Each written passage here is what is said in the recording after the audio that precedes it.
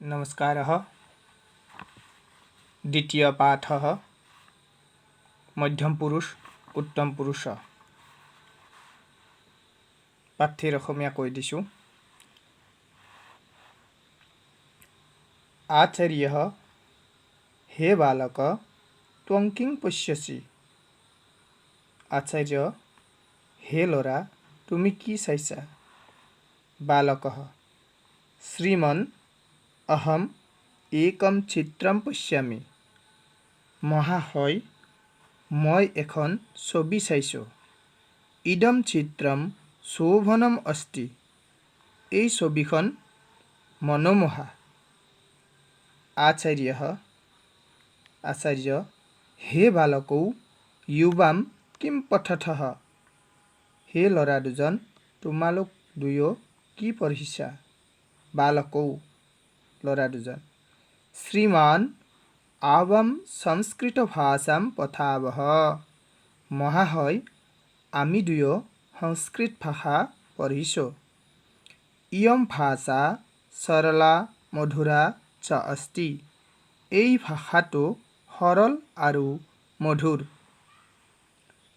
आचार्य हे बालकाः यूयं कुत्र गच्छथ? हे ল'ৰাবোৰ তোমালোকে কলৈ যোৱা?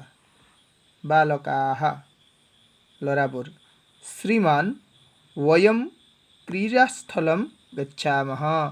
মহাশয় আমি খেলপথাৰলৈ যাওঁ। তত্ৰ वयं क्रीडामः। তাত আমি খেলিম। ক্ৰীড়া মনোমোহকম ভৱতি। খেল মনোমোহা হ'ব। ক্ৰীড়া মনোহৰম ভৱতি। খেল মনোমোহা হ'ব। आचार्य पठनेन ज्ञानं क्रीडनेन च शरीरं स्वस्थं भवति। শিক্ষক পঢ়াৰ দ্বাৰা জ্ঞান আৰু খেলৰ দ্বাৰা শৰীৰ সুস্থ হয়। স্বাস্থ্যেন শৰীৰেণ জনাঃ প্ৰসন্নাঃ ভৱন্তি। সুস্থ শৰীৰৰ দ্বাৰা মানুহ আনন্দিত হয়।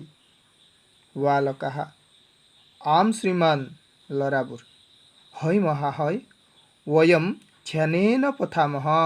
আমি মনোযোগেৰে পঢ়িম। ক্ৰীডামः সদা প্ৰসন্নাঃ চ ভৱামः।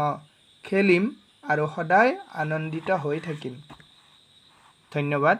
এইখিনিলৈকে আজি দিলোঁ। তোমালোকে ঘৰত পাঠি অভ্যাস কৰিবা।